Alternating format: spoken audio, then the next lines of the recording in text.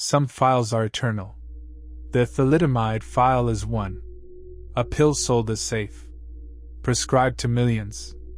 It didn't cure, it created a generation of children shaped by its failure. A living testament to a broken system. I am the night archivist. This case stays open. In the late 1950s and early 1960s, hospitals across several countries began documenting an alarming and unprecedented pattern.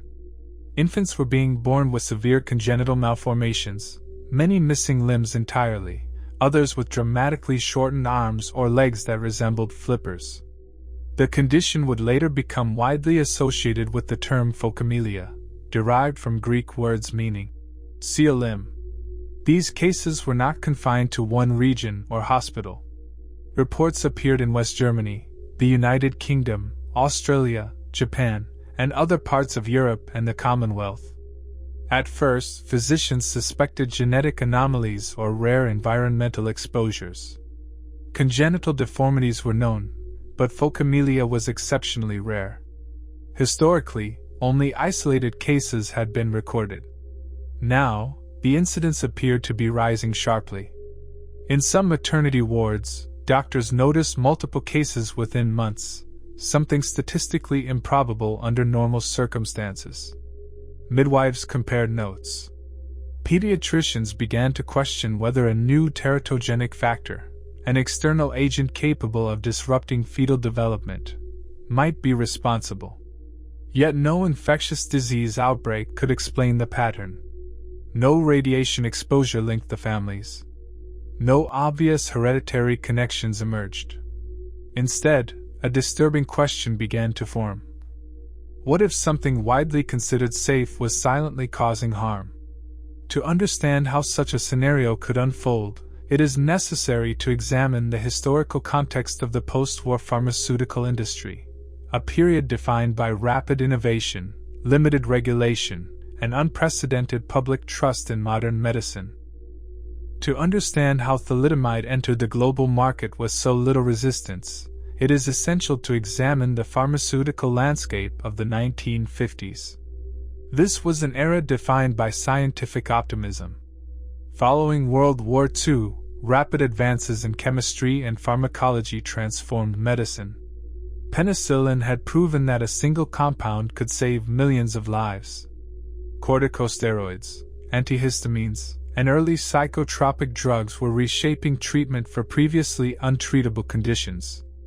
Pharmaceutical companies expanded aggressively, driven by both commercial competition and a genuine belief in scientific progress.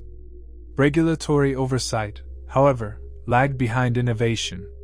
In many countries, particularly in Europe, drug approval standards were far less stringent than those that exist today. Proof of efficacy was often not required. Safety testing focused primarily on acute toxicity rather than long-term developmental effects or fetal risks. Critically, systematic testing for teratogenicity, the ability of a drug to cause birth defects, was not standard practice. The assumption that the placenta functioned as a protective barrier between mother and fetus remained widespread among physicians and researchers. While some drugs were known to cross this barrier, the idea that a widely prescribed sedative could cause specific developmental abnormalities had not yet entered mainstream medical thinking. At the same time, social changes created a large market for sedatives and tranquilizers. Post-war societies experienced rapid urbanization, changing gender roles, and increased medicalization of daily life. Anxiety, insomnia, and nervous tension became common diagnostic labels. Pregnancy itself was increasingly medicalized. Physicians sought pharmaceutical solutions to symptoms that had previously been endured without intervention, including morning sickness. Severe nausea and vomiting during pregnancy, known as hyperemesis gravidarum, posed real medical risks, including dehydration and malnutrition. Doctors were eager for a treatment that was both effective and gentle. Into this environment entered a new compound developed by a relatively small West German pharmaceutical company, Chemie Grünenthal. Founded in 1946 near Aachen, the company was part of a rapidly rebuilding German industrial sector. Seeking to compete with larger pharmaceutical firms, Grünenthal invested heavily in synthetic chemistry and drug discovery. In 1953, chemists Heinrich Muchter and colleagues synthesized a compound that would later be known as thalidomide. Initially investigated for anticonvulsant properties, it failed to demonstrate effectiveness in epilepsy. However, researchers observed strong sedative effects. According to company reports, animal tests suggested an unusually high safety margin. Even large doses did not appear to cause fatal toxicity in laboratory animals, primarily adult rodents. This apparent safety profile became the foundation of its marketing strategy. By 1957, Grünenthal launched the drug in West Germany under the brand name Contergan. Advertisements claimed it was completely safe, non-toxic, and suitable even for pregnant women and nursing mothers. These claims would later become central to one of the most devastating medical disasters in history. Following its launch in West Germany in October 1957, thalidomide rapidly gained commercial success. Chemie Grünenthal marketed Contergan as a revolutionary sedative, one that differed from barbiturates, which carried risks of overdose and dependence. At a time when accidental barbiturate poisonings were a genuine public health concern, the claim that thalidomide was virtually non-toxic gave it a powerful competitive advantage. The company emphasized that even extremely high doses failed to produce lethal outcomes in animal studies. This messaging reassured both physicians and consumers. Advertising campaigns portrayed the drug as gentle, modern, and scientifically advanced. It was promoted for insomnia, anxiety, nervous tension, gastrointestinal discomfort, and increasingly, nausea during pregnancy. In West Germany and several other European markets, thalidomide could be purchased without prescription, dramatically accelerating its adoption. Chemie Grünenthal licensed the compound internationally, allowing other pharmaceutical companies to distribute it under dozens of brand names. Among them were Distaval in the United Kingdom, Softinon in parts of Europe, and numerous other formulations across more than 40 countries. By the late 1950s, millions of tablets were being sold annually. Importantly, thalidomide was often included in combination medications, meaning some patients may not have realized they were taking it. During this period, pharmaceutical regulation varied significantly between countries. Many authorities relied heavily on manufacturer-provided data rather than independent clinical trials. Randomized controlled trials were not yet the universal standard. Post-market surveillance systems, mechanisms to detect rare adverse effects after widespread use, were also limited or informal. Despite its reputation for safety, early warning signs began to appear. Within months of widespread use, some patients reported peripheral neuropathy, a condition involving nerve damage, tingling, and numbness in the hands and feet. By 1960, several physicians had raised concerns about neurological side effects associated with prolonged use. However, these signals were largely interpreted as minor or unrelated complications rather than indications of deeper systemic risk. Meanwhile, a far more devastating consequence was silently unfolding, one that would not become visible until a new generation began to be born. By 1959 and early 1960, physicians in West Germany began encountering something deeply unusual in delivery rooms. Newborns presented with severe limb reduction defects, arms and legs that were drastically shortened or absent entirely. In some cases, hands or feet appeared attached close to the torso, giving rise to the term phocomelia, meaning see a limb. Historically, phocomelia was extraordinarily rare. Most obstetricians might encounter one case, if any, during their entire careers. Now, some hospitals were reporting multiple cases within a single year. Beyond limb abnormalities, infants displayed a range of associated defects: malformed or absent ears, microtia or anotia, hearing impairment, eye abnormalities including microphthalmia, cardiac defects, gastrointestinal malformations, damage to internal organs. The clustering puzzled doctors. Congenital malformations were typically attributed to genetic syndromes, infections during pregnancy such as rubella, or exposure to radiation or toxins. Yet many affected infants were born to otherwise healthy parents with no family history of similar conditions. At first, cases appeared isolated.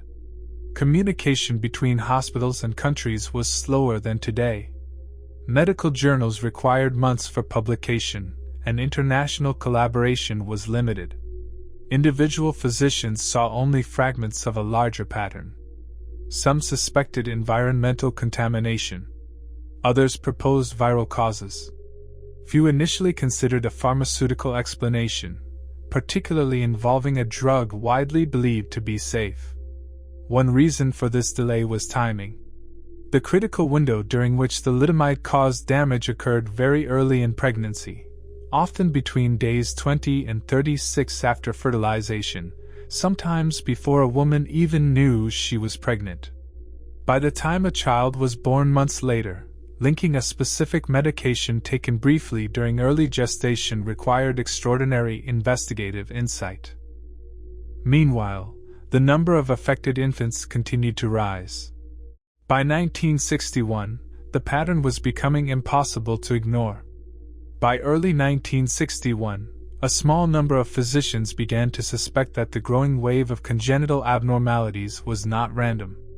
One of the first to recognize a possible connection was Dr. Wedekind Lenz, a German pediatrician and geneticist based in Hamburg.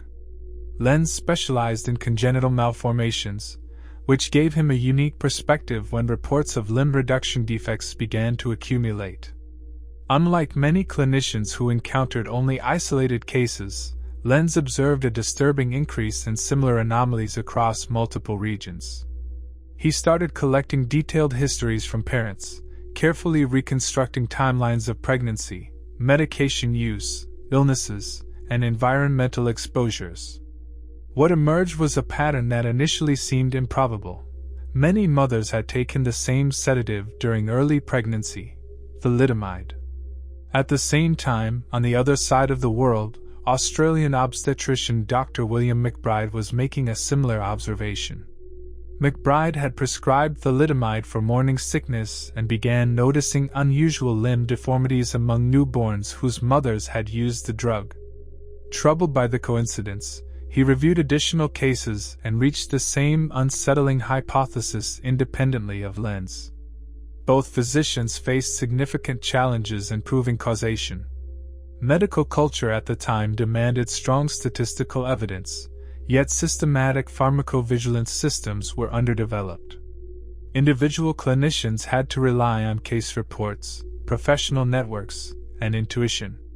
Lenz began contacting colleagues across Germany, gathering data that suggested a dramatic rise in phocomelia cases after the introduction of thalidomide. He estimated that the incidence had increased by dozens of times compared to historical baselines. The realization was chilling. If the hypothesis was correct, a medication marketed as harmless could be causing catastrophic developmental damage when taken during a narrow window in early pregnancy. In November 1961, Lenz presented his concerns publicly, warning that thalidomide might be responsible for the surge in birth defects. Around the same period, McBride submitted a letter to the medical journal The Lancet, formally proposing the association between thalidomide and congenital abnormalities. The warning had been issued. What followed would reveal how difficult it is to stop a global pharmaceutical disaster once it has already begun. When the first warnings about thalidomide began circulating in late 1961, the response from manufacturers and regulatory authorities was neither immediate nor unified. Chemie Grünenthal initially reacted with skepticism toward the claims made by Wedekind Lenz and other physicians. Company representatives argued that no definitive causal relationship had been proven and emphasized the drug's extensive use without previously recognized catastrophic outcomes. Internally, The company had already received reports of peripheral neuropathy associated with long-term use, yet these concerns had not led to withdrawal from the market. The pharmaceutical culture of the era favored caution in acknowledging risk, partly due to fears of legal liability and reputational damage. As a result, early signals were debated rather than acted upon decisively. Meanwhile, Lenz intensified his efforts. He contacted regulatory officials and urged immediate action, warning that continued distribution could result in additional affected pregnancies. His data suggested that the timing of exposure during early embryonic development aligned precisely with the pattern of limb malformations being observed. On November 25, 1961, under growing pressure, Chemie Grünenthal announced the withdrawal of Contergan from the West German market. However, this action did not instantly halt global distribution. Because thalidomide had been licensed to multiple companies internationally, removal from shelves occurred at different speeds depending on local regulatory decisions and commercial interests. In some countries, the drug remained available for weeks or even months after the initial warning. During this period, additional pregnancies were exposed. The delay revealed a critical weakness in international drug regulation. There was no centralized system capable of rapidly communicating safety alerts across borders. Each nation relied on its own regulatory infrastructure, which varied significantly in rigor and responsiveness. As reports multiplied, physicians began to recognize that the scale of the tragedy was far larger than initially feared. Hospitals across Europe and beyond identified increasing numbers of infants with similar deformities, many born months after the drug had already begun to be withdrawn, reflecting exposures that had occurred earlier in pregnancy. By early 1962, it was becoming clear that thalidomide represented not an isolated medical incident, but a global medical catastrophe. As investigators worked to understand the scope of the disaster, scientists faced an urgent question: how could a drug considered non-toxic produce such severe and specific developmental abnormalities? The answer lay not in traditional toxicity but in interference with embryonic development at a critical stage. Unlike poisons that cause immediate illness or death, thalidomide acted as a powerful teratogen, meaning it disrupted the formation of organs and structures during early pregnancy.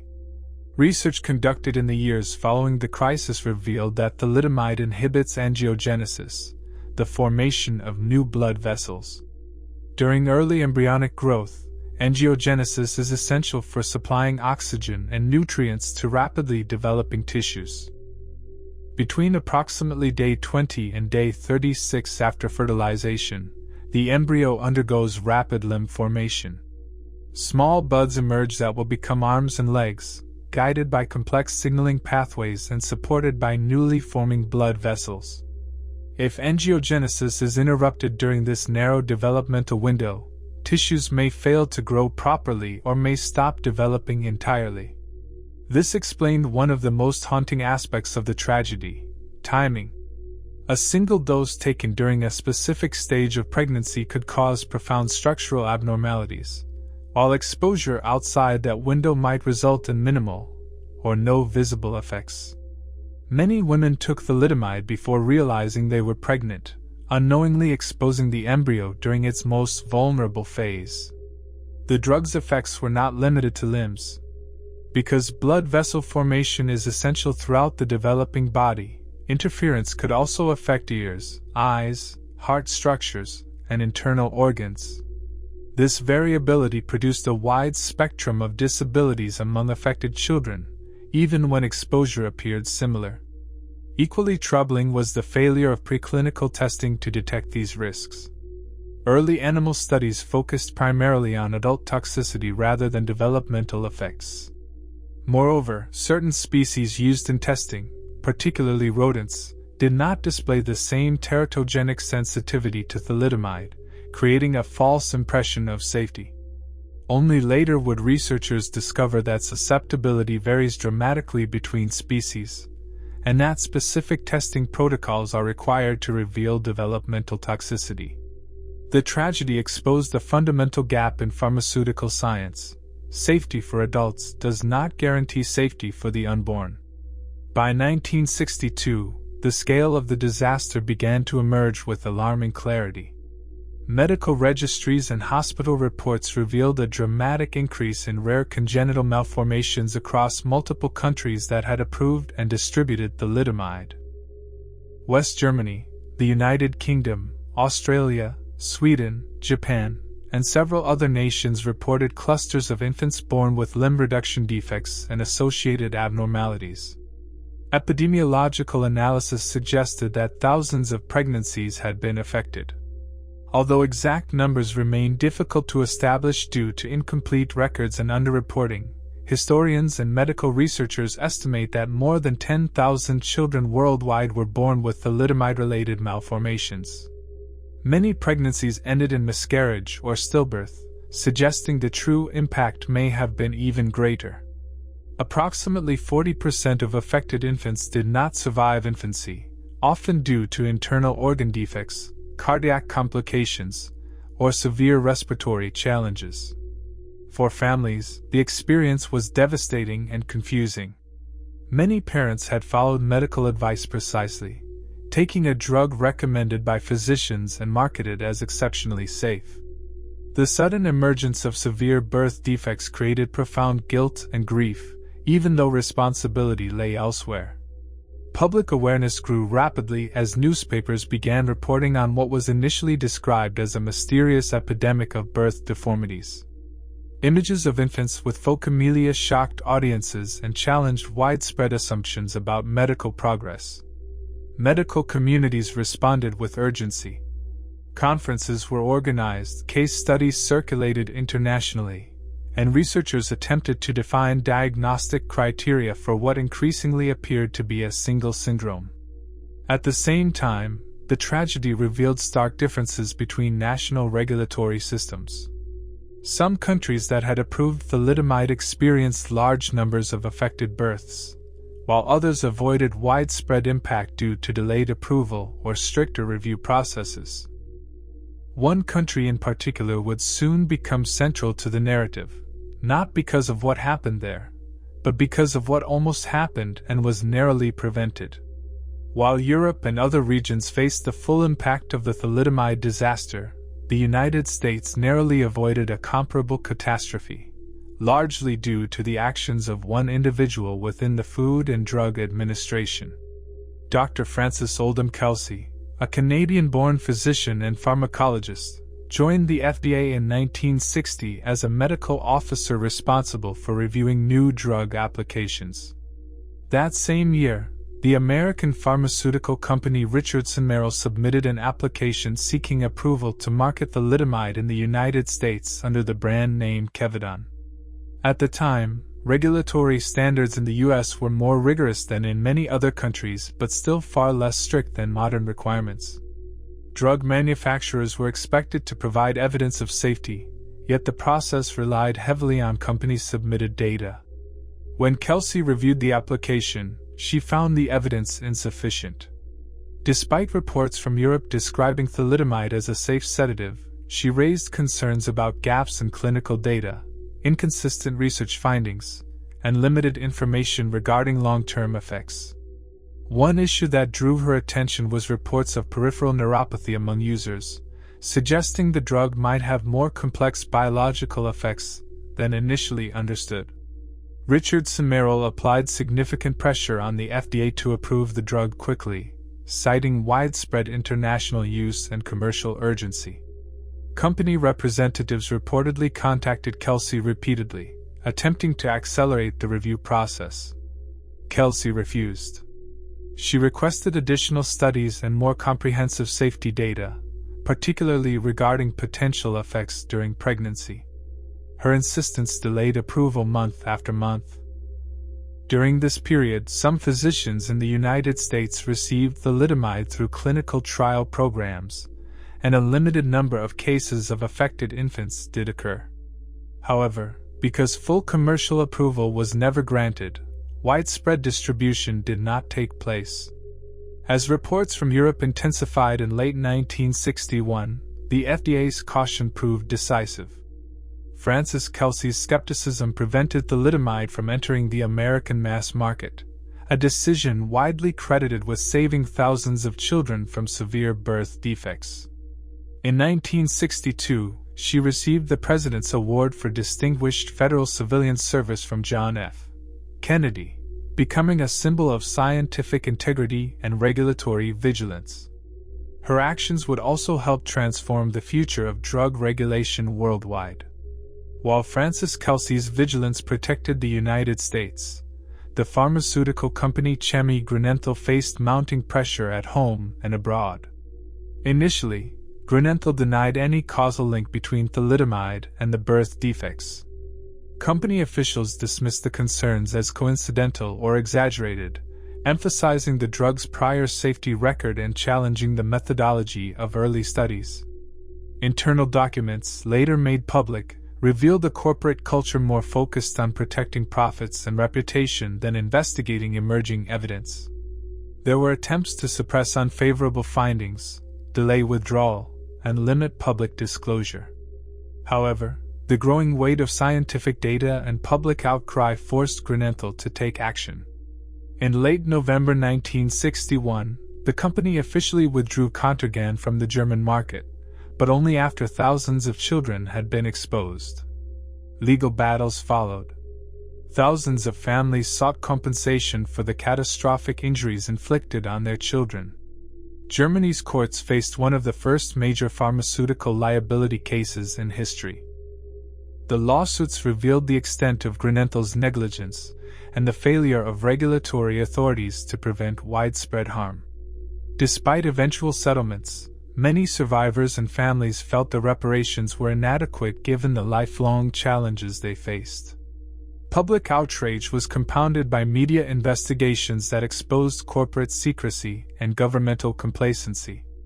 Newspapers published harrowing images and testimonies, fueling demands for stricter drug safety laws. In Germany and other affected countries, the thalidomide tragedy became a symbol of the dark side of scientific progress, a warning that unchecked corporate power and insufficient oversight could have devastating human costs. Beyond headlines and courtrooms, the true cost of the thalidomide tragedy was lived daily by the survivors and their families.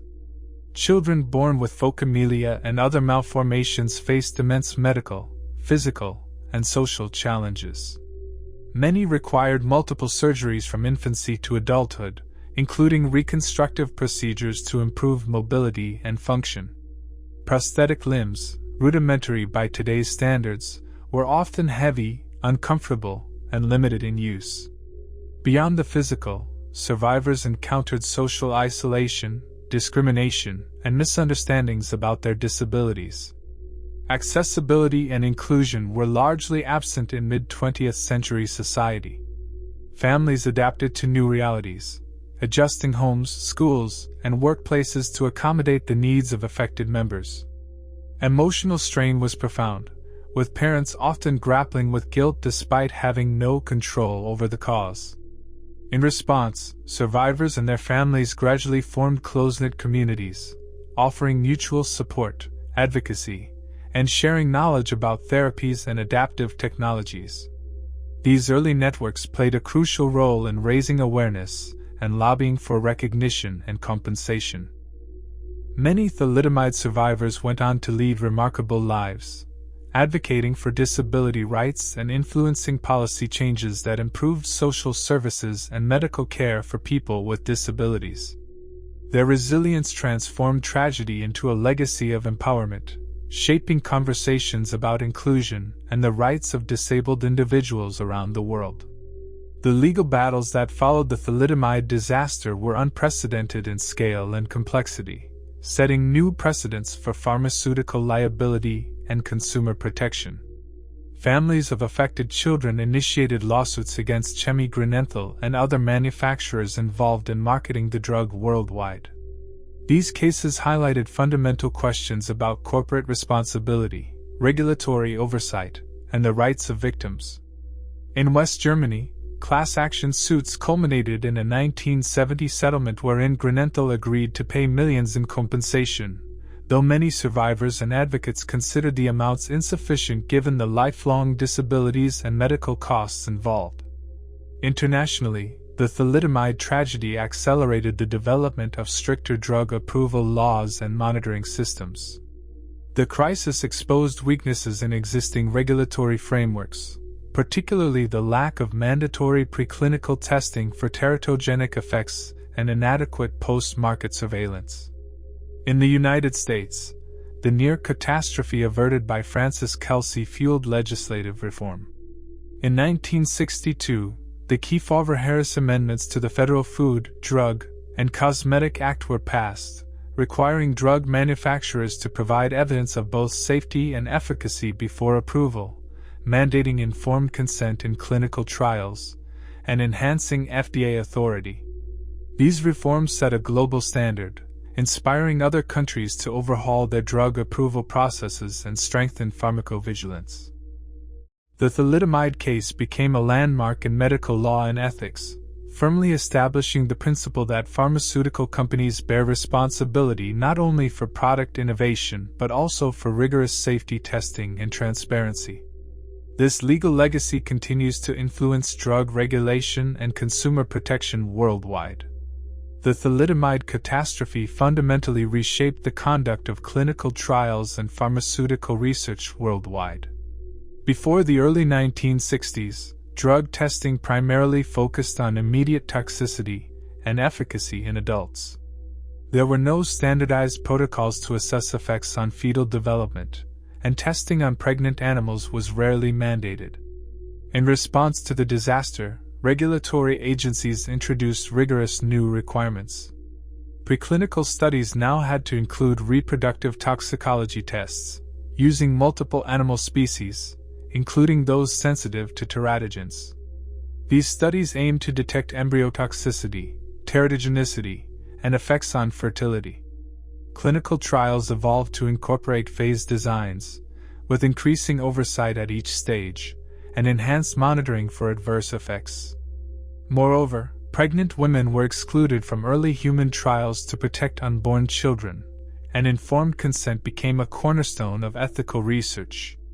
The scientific community also deepened research into embryology, developmental biology, and mechanisms of teratogenesis.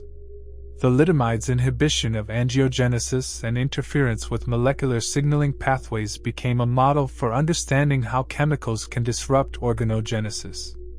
These advances not only improved drug safety but also laid the groundwork for modern pharmacovigilance, the continuous monitoring of drug effects after market approval.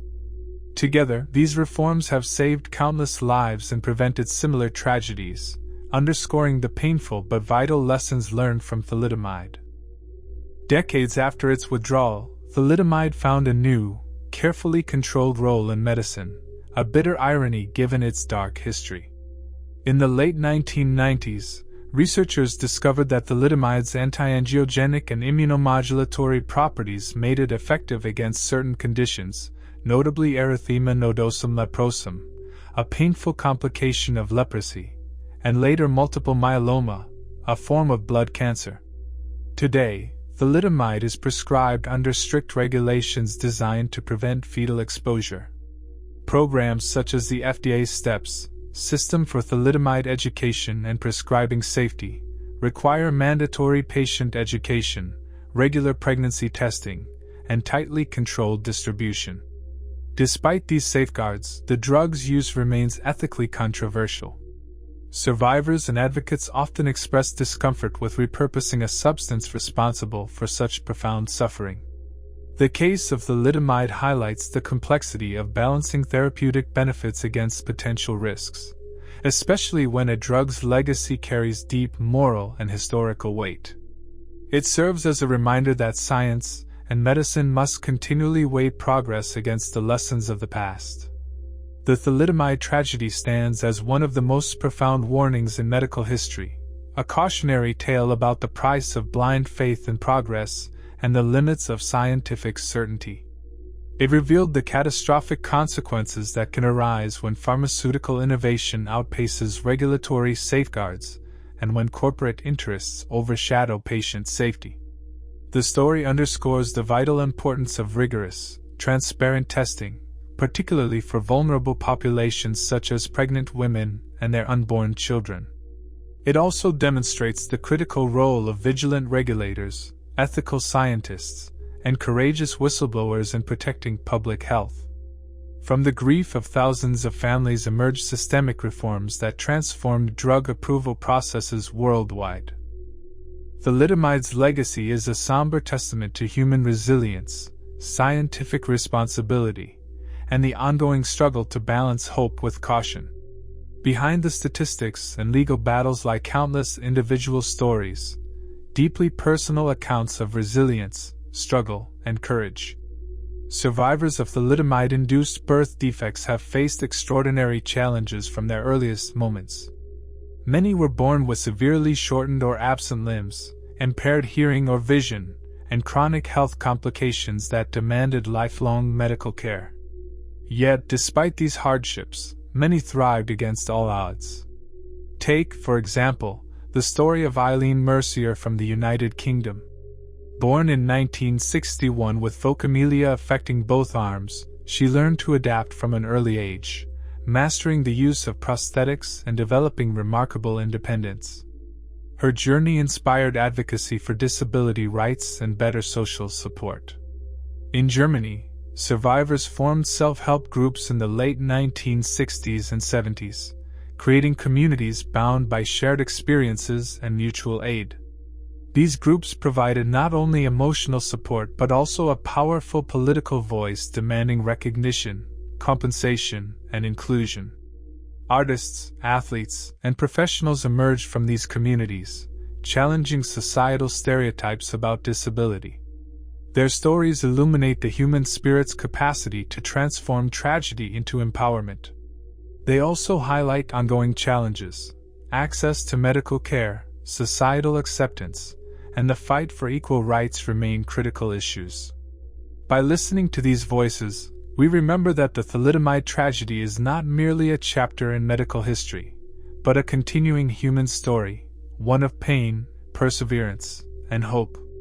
The thalidomide disaster catalyzed sweeping changes in drug regulation worldwide, reshaping the legal frameworks that govern pharmaceutical safety to this day. In the aftermath, many countries recognized the urgent need for stronger oversight mechanisms to prevent similar tragedies. In Europe, regulatory agencies enhanced requirements for preclinical testing, mandatory reporting of adverse effects, and tighter control over drug distribution.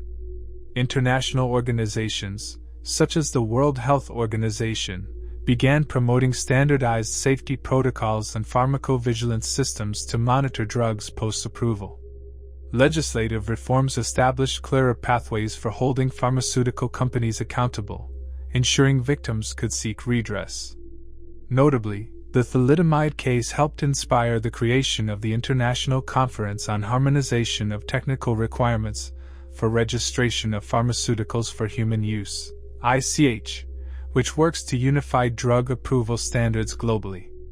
These reforms introduced concepts such as risk-benefit analysis, informed consent, and transparent clinical trial reporting, now pillars of modern medicine. Thalidomide's legacy in law and policy is a testament to how a devastating failure sparked progress toward a safer, more ethical pharmaceutical landscape. The shadow cast by thalidomide profoundly influenced scientific research in developmental biology and pharmacology. The tragedy spurred an unprecedented focus on understanding teratogenesis, the mechanisms by which external agents cause congenital malformations. Scientists began investigating molecular pathways critical for embryonic development, such as angiogenesis, cell signaling, and gene regulation. Thalidomide itself became a model compound in laboratory studies, revealing how interference with blood vessel formation could halt limb growth and affect multiple organ systems. Advances in vitro testing methods and animal models improved the ability to predict teratogenic risk before human exposure. In parallel, the emergence of toxicogenomics and high-throughput screening technologies has enabled researchers to examine drug effects on gene expression and developmental pathways with greater precision. These scientific strides have contributed to safer drug development, more accurate risk assessment, and personalized medicine approaches that consider individuals' susceptibility. The legacy of thalidomide thus extends beyond regulation. It catalyzed a transformation in how medicine understands and safeguards the earliest stages of human life. Remembering the thalidomide tragedy is not merely an act of historical record but a vital lesson for current and future generations. Educational programs, museums, and survivor testimonies preserve the memory of those affected, ensuring their stories inform public awareness and medical ethics. By confronting this dark chapter, society acknowledges the human cost of scientific hubris and regulatory failure. It reinforces the importance of vigilance, transparency, and compassion in healthcare. In medical schools, thalidomide is taught as a case study in teratology, drug safety, and patient advocacy. More broadly, the tragedy serves as a universal caution: progress must never outpace responsibility. Failing to learn from history risks repeating its gravest mistakes. As new technologies emerge and pharmaceutical frontiers expand, the lessons of thalidomide remain as relevant as ever, a permanent warning etched into the fabric of medicine. The story of thalidomide is not just a historical medical error, but a profound lesson on the consequences of unchecked ambition, corporate negligence, and the failure of systems meant to protect the most vulnerable. It is a reminder that progress carries risks, and that trust in innovation must be paired with rigorous science, ethical vigilance, and unwavering accountability. The legacy of thalidomide is etched in the lives of thousands of survivors, their families, and the generations that followed, a generation born into suffering but whose existence transformed medicine forever. This has been a case file from the vault of the night Archivist. A story where the promise of safety concealed a generation of suffering. Share this story so it is not forgotten. Subscribe, and join me next time as we open another forbidden file.